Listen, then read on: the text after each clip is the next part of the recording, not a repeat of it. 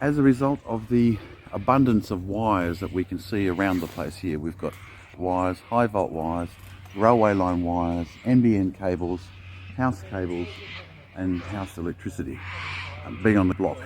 And so the electricity people have requested that the owner deal with their private lines. The pruning that they do is not necessarily to the owner's liking, put it that way. It's a nice way of putting it. So what they've asked us to do is to reshape the trees after they've been pruned, and to also ensure that we comply with their electricity people's request.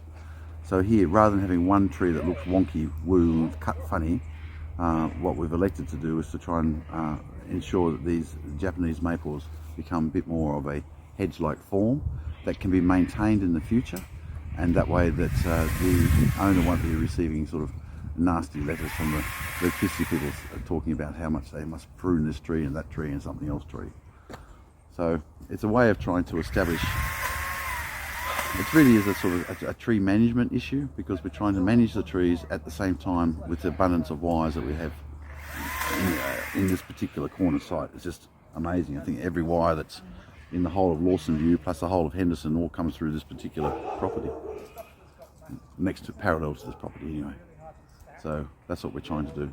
The other thing we're trying to do also too is we've noticed that the elm tree that Sam is currently in is diseased at one point, so we're assessing the disease, and we're trying to get some of the small internal branches out which do cause elms problems later on, particularly if we're going to be having another wet season, which we're inviting fungal problems. Elms are a tree that tends to, they particularly get borer, but they can also get fungal problems because they're just not breathing properly. So they need to be able to actually open up. So we're trying to create a bit more light and air with this row of Japanese maples and separate them from the elm, and to give the elm more independence.